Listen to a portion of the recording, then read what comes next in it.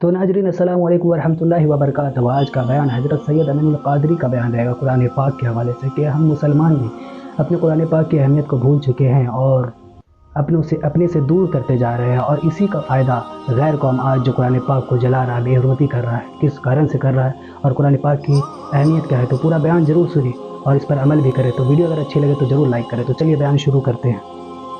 نرالی ہے تیری ہر ادا پیارے، دلیل بے مثالی ہے۔ تو اگر حضوری کے حسن پر گفتگو تو طویل ہوگی، میں بات جو میں نے دعویٰ کیا اور جو روایت پڑھی اس کی طرف چلتے ہیں۔ مصعب ابن عمیر نے حضور علیہ السلام کو دیکھا اور ڈھیر ہو گئے اور حضور سے عشق کر بیٹھے اور آقا علیہ السلام سے کہا کہ آپ کیا کہتے ہیں؟ تو اللہ کے رسول علیہ السلام نے ان کے سامنے قرآن پڑھا۔ یہ قرآن اللہ کے رسول علیہ السلام جس کو بھی دین کی دعوت دیتے تھے قرآن پڑھتے تھے۔ آقا کریم نے قرآن پڑھا۔ مصعب قرآن سے اتنے متاثر ہوئے کہ وہ قرآن پڑھ کے قرآن سن کے مسلمان ہو گئے۔ مسلمان کیا ہوئے؟ کسی نے گھر پہ چغلی کر دی کہ تمہارا بیٹا مصعب تو مسلمان ہو گیا، بلکہ مسلمان ہو گیا میں کہہ رہا ہوں، انہوں نے تو بدکاروں نے یوں کہا کہ تمہارا بیٹا بگڑ گیا، مرتد ہو گیا، معاذ اللہ۔ یعنی کیا لوگ انداز سے بات کرتے ہیں۔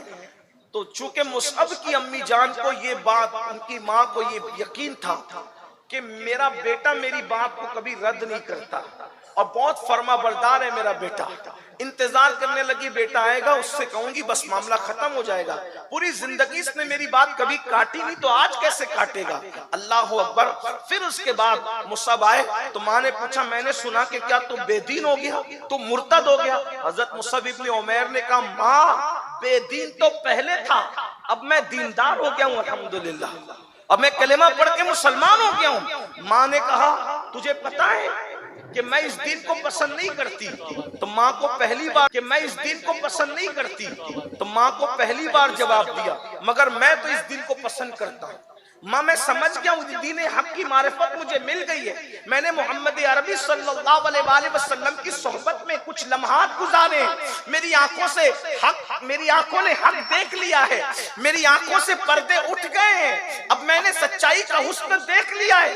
ماں وہ دین سچا ہے جس کی طرف محمد الرسول اللہ بلاتے ہیں۔ ماں نے کہا میں اتنا کہنا چاہتی ہوں کہ تو محمد عربی کو چھوڑ دے۔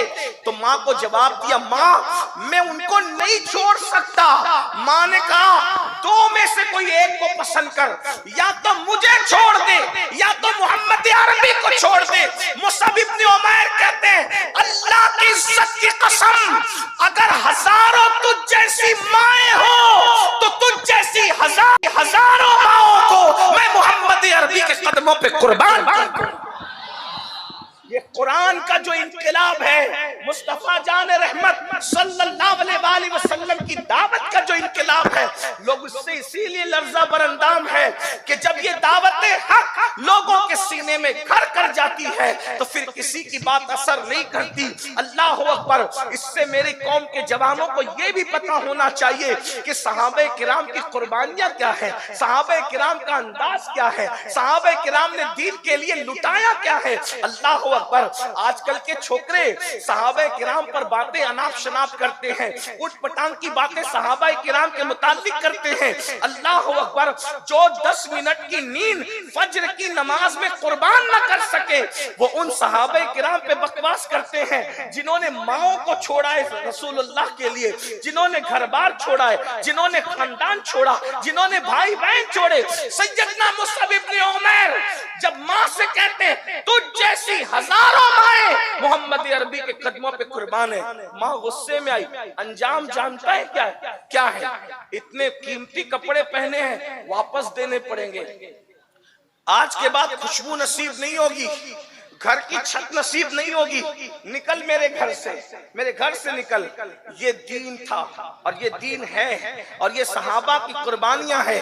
کیا مصعب ابن عمیر نے کہا امی اگر کپڑے دے کر کے دین محفوظ ہوتا ہے، اگر گھر سے نکلنے پہ دین محفوظ ہوتا ہے، خوشبو سے محروم ہونے پہ دین محفوظ ہوتا ہے، تو تمہارے کپڑے بھی حاضر ہے، تمہارا گھر بھی حاضر ہے، تمہاری خوشبو بھی حاضر ہے۔ اور مصعب ابن عمیر اپنے بدن پہ ٹاٹ لپیٹ کر گھر سے نکل جاتے ہیں، اور نکلنے کے بعد اللہ کے رسول علیہ السلام ان دنوں اپنے گھر میں نہیں رہتے تھے۔ یہ بھی اسلام کی ایک تاریخی سچائی ہے، حقیقت ہے کہ وہ رسول لامکاں جو جاتے ہوں، اس رسول کو مکے والوں نے دین حق کی خاطر اتنا ستایا کہ حضور اپنا گھر چھوڑ کر حضرت ارقم کے گھر میں رہتے تھے، جسے تاریخ میں سیرت میں دار ارقم کے نام سے یاد کیا گیا ہے۔ اللہ کے رسول دار ارقم میں رہتے تھے، اور دار ارقم میں حضور علیہ السلام سے ملاقات کے لیے جانے کا مطلب یہ تھا کہ صحابہ کرام بعض حالات میں چل کر نہیں جا سکتے تھے، بلکہ گھٹنے اور ہاتھوں کے بل چل کے جاتے تھے تاکہ کوئی دیکھ نہ لے۔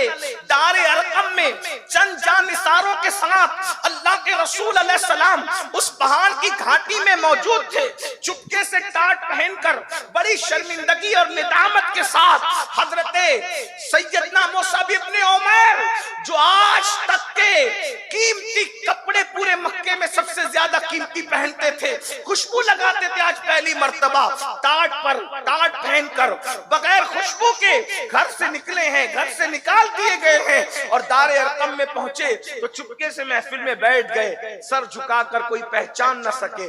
میرے آقا کی نگاہ کرم اٹھی تو فرمایا، اس کو پہچانتے ہو؟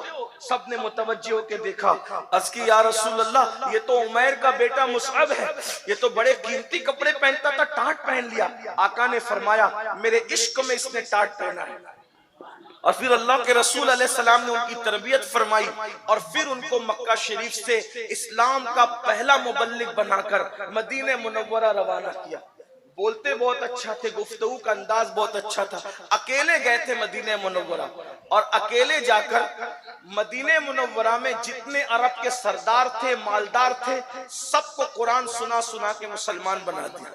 اللہ کے رسول علیہ السلام کی آمد سے پہلے مسلمان بنا دیا اکثروں کو، اور جب سردار لوگوں نے اسلام کو قبول کر لیا، جب سرداروں نے دین قبول کر لیا، تو اس وقت ان کے پیچھے جو لوگ موجود تھے انہوں نے کہا جب ہمارے سردار دین قبول کر چکے، اسلام قبول کر چکے، تو پھر ہم دین کیوں نہ قبول کریں، اسلام کیوں نہ قبول کریں۔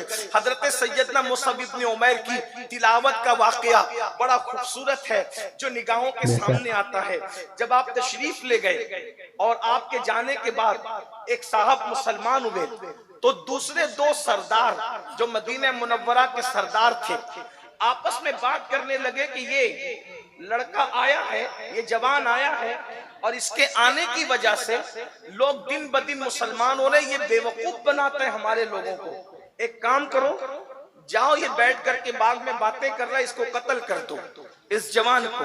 تو مدینہ منورہ کے ایک سردار، ان کا نام سعد تھا، وہ آئے اور آنے کے بعد کہا اے جوان، ہمارے کمزوروں کو اور نوجوانوں کو بے وقوف بنانے آئے ہو، وہ دن بدن مسلمان ہوتے جا رہے ہیں، یہاں سے چلے جاؤ اور لوگوں کو بے وقوف بنانا چھوڑ دو۔ اتنے سخت جملوں میں انہوں نے باتیں کی۔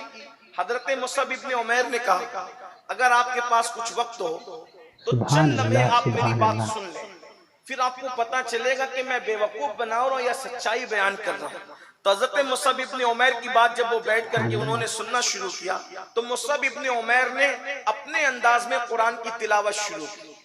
آپ اندازہ کریں آج کل کوئی قاری اچھے انداز میں قرآن پڑھتا ہے تو ہماری آنکھوں میں آنسو آ جاتے ہیں۔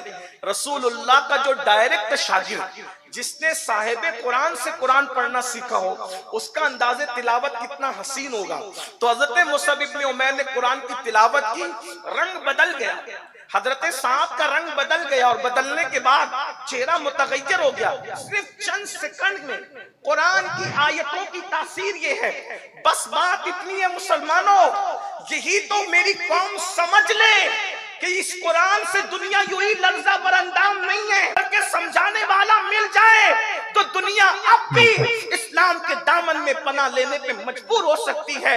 اسی لیے قرآن کے خلاف پروپیگنڈا ہے، قرآن کے خلاف بکواس الفاظ ہیں قرآن کے خلاف جو ہے وہ عجیب و غریب باتیں ہیں تاکہ لوگوں کو مس گائیڈ کیا جا سکے.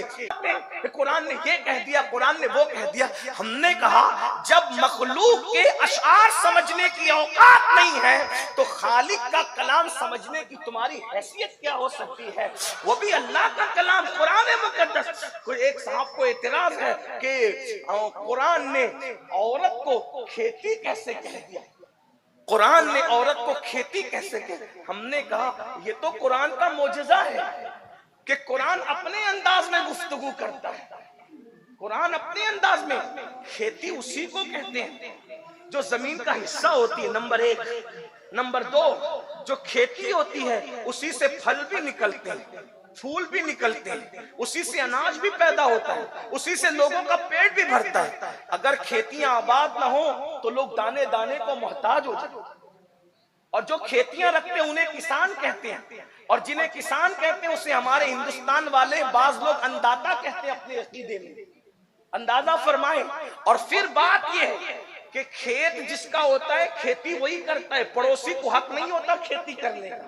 اندازہ تو کریں کہ اسلام ایک عورت کو کھیتی سے تشبیہ دے کر اس کی کتنی عظمت بیان کر رہا ہے. اور ہندوستان میں تو یہ سمجھنا آسان ہے, لوگ کھیتیوں کو ماں کہتے ہیں. مجھے حیرت ہے, کھیتی کو ماں کہا تو اعتراض نہ ہوا, اور عورت کو کھیتی کہہ دیا تو لوگوں کو تکلیف ہو گئی. یہ قرآن کے خلاف پروپیگنڈا ہے, یہ قرآن کے خلاف ایک سازش ہے. بس ہمیں قرآن کے قریب آنے کی ضرورت ہے, ورنہ قرآن مقدس تو وہ کتاب ہے جس نے سخت سے سخت دلوں کے اندر انقلاب پیدا کیا ہے, جس نے پتھر دلوں کو بھی موم کر دیا ہے, جس نے کفر شرک کے دلدل میں ڈوبے ہوئے کو توحید کی شمع ان کے سینوں میں جلا دی ہے.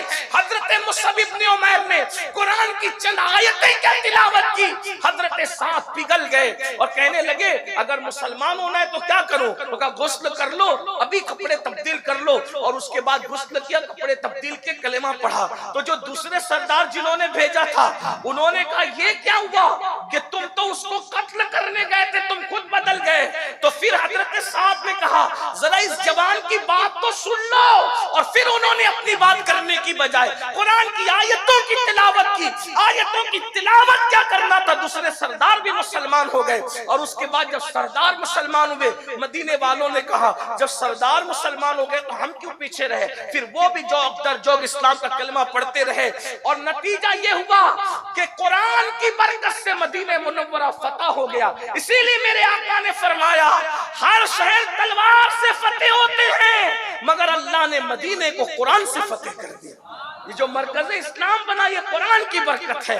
مگر افسوس آج کتنے مسلمان ہیں جو روزانہ واٹس ایپ تو چیک کرتے ہیں, فیس بک پر تو بیٹھتے ہیں, یوٹیوب پر تو بیٹھتے ہیں, قرآن لے کے کتنے لوگ بیٹھتے ہیں. تو ناظرین اگر بیان اچھا لگے تو ضرور ویڈیو کو لائک کریں اور چینل کو سبسکرائب کریں. تو چلیے ملتے ہیں اگلی ویڈیو میں, تب تک کے لیے السلام علیکم ورحمۃ اللہ وبرکاتہ. ویڈیو اچھی لگے تو ہمارے ویڈیو کو لائک کریں اور ہمارے چینل کو سبسکرائب کریں. شکریہ.